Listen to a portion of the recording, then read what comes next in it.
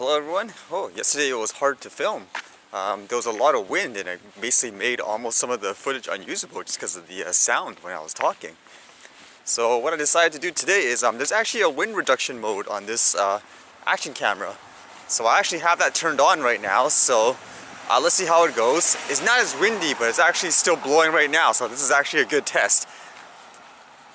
If you can hear me, that's great. I mean, one of the reasons why I turned it off, because I assume for wind reduction modes, I mean, the way it works, it probably kills like some sound, obviously, so you're probably not getting the best quality voice. But it's better than hearing all that blowing sound, so let's see how it does today with it on. So I get to test how well it does in reducing the wind, as well as how well it keeps your original, the original voice quality.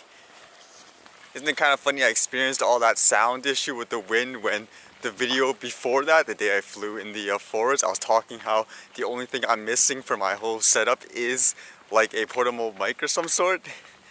Man, the things that happen when you mention about it, I swear.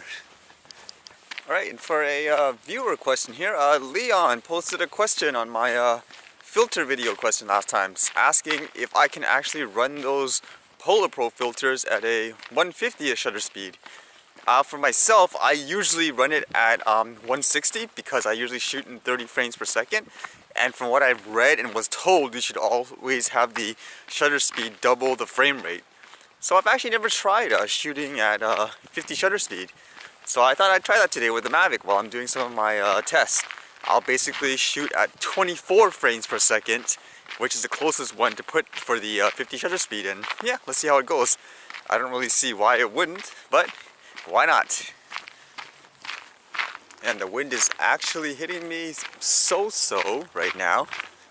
Okay, that should be pretty loud if it's actually hitting the mic, so it's kind of interesting to hear if the reduction works, because you should also hear me walking on the ground right now, because there's a lot of rocks, the banging sound in the background, so it's kind of interesting if the sound can maintain its integrity while having this wind reduction. That'll be kind of cool.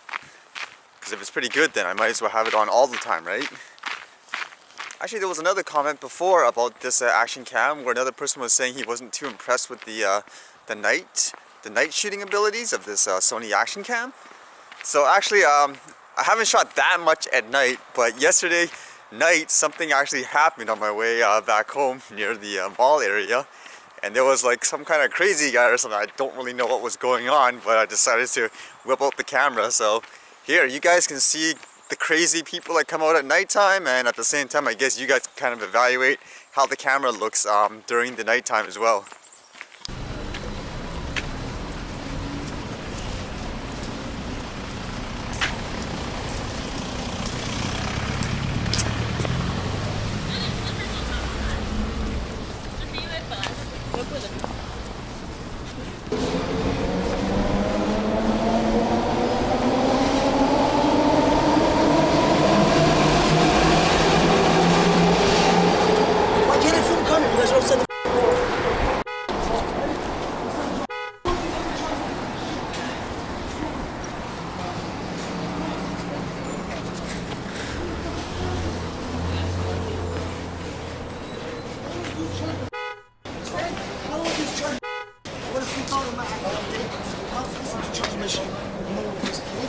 Oh, I almost suck your dick. Oh, I'm sorry, I almost suck your dick.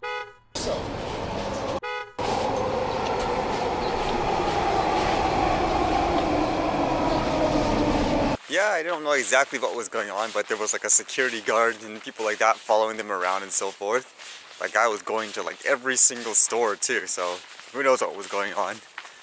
Actually, for shooting like frames per second, I know like for a lot of TV and stuff, they usually shoot 24 frames per second. But for myself, usually when I do the editing and I do the exporting, it's usually at 30 frames per second. I don't know, does it make that much of a difference? I know when you're playing video games and stuff, like obviously I can tell the huge difference between 30 frames and 60 frames per second, but how about for like realistic footage like this, like what we're shooting with the drone or the camera? Does it make that much of a difference? I always assume it's better to shoot at the higher frame rate. That way, if you ever want to go lower or you want to do like slow motion or stuff like that, there's more to work with. But yeah, so today we'll just test out with the 24 frames per second and see how it's like, since we want to test the 50 shutter speed. Let's see how this goes.